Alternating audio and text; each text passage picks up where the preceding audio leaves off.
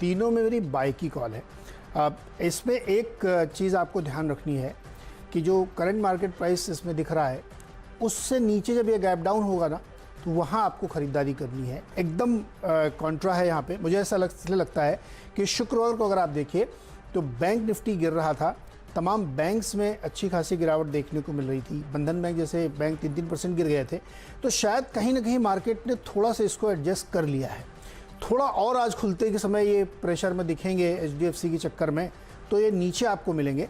तो अगर ये नीचे आपको मिलते हैं, जैसे बंधन बैंक 309 का CMP है, ये आपको 300 तोड़ता हुआ मुझे लगता नहीं दिखेगा, तो 300 के आसपास मिले तो आप इसको लीजिए। तो ये एकदम एक स्ट्रैटेजी कॉल ये है कि जब गैप डाउन हो तब आपको इसमें लॉन्ग इनिशिएट करनी है और फिर इसमें आपको बनती हुई तेज़ी दिखे, क्योंकि मुझे ऐसा लगता है कि ये एक मौका होगा डिप पे और यहाँ से फिर ऊपर की तरफ आपको जाते हुए दिखे। कोटक महिंद्रा बैंक ने तो बिल्कुल परफॉर्म ही नहीं किया इस पूरे 10-15 दिन के ट्रेडिंग सेशन में। देखिए तो ये एकदम उल्टी कॉल है हमारी आज के मार्केट को देखते हुए कि यहाँ पे आप खरीदारी करके चलिए और जितनी भी नेगेटिविटी है इसमें सब डिस्काउंटेड होती चल रही है। तो कोटक, RBL और बंधन बैंक में खरीदारी की सलाह होगी आशीष।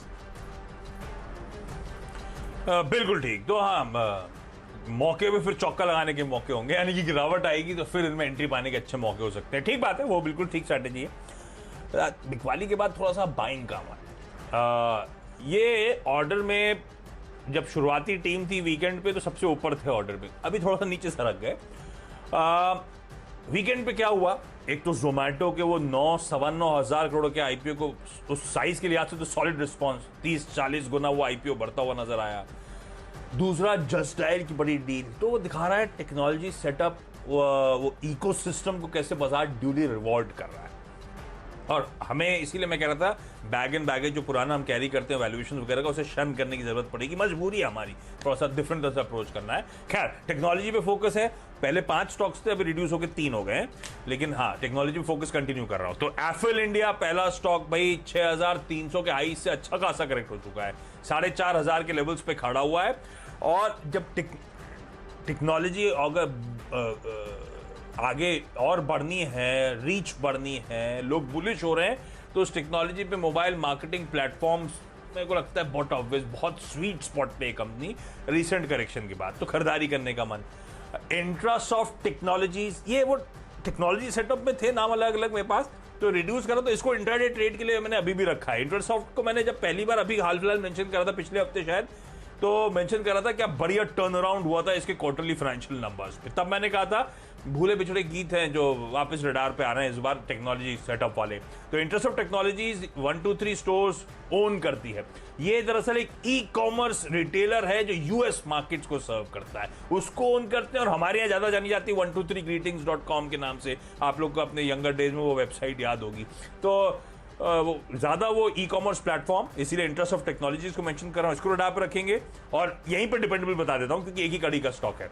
मैं टेक्नोलॉजी सेटअप की बात कर रहा था, जोमेटो की बात कर दी, तो इन्फोज को रडार पे रखिएगा भाई। जोमेटो के जो रिस्पॉन्स आए हैं खासतौर पर इंस्टीट्यूशनल इन्वेस्टर्स की तरफ से, बहुत ऑब्वियस है कि यहाँ से अच्छे खासे मीनिंगफुल अपसाइड, शायद वो स्टॉक आगे भी दिखाए। खैर वो अपनी जगह पॉलिसी बाजार की वॉल्यूम लॉकिंग की अब दूसरी तैयारी होती हुई, इसको रह के रखिएगा रडार पे। अगले 5 दिनों के बाद उसकी लिस्टिंग होनी है, तब तक ये सुबह दिखाता रहेगा स्टॉक। तो इन्फोज में भी खरीदारी।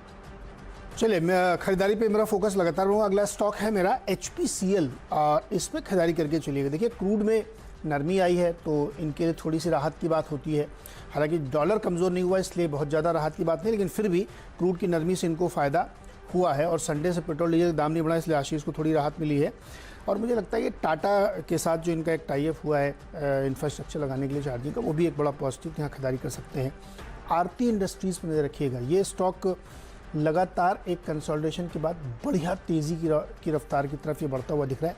रीज़न ये कि नतीजों से पहले इसमें बहुत पोजीशन बिल्ड होती हुई दिख रही है। तो अगर आप इसका डेटा देखेंगे तो ये काफ़ी इंटरेस्टिंग लग रहा है। तो आरती इंडस्ट्रीज़ और डिपेंडेबल के तौर पर IEX, इंडिया एनर्जी एक्सचेंज, ये स्टॉक जो है अपनी मोनोपोली को एंजॉय कर रहा है।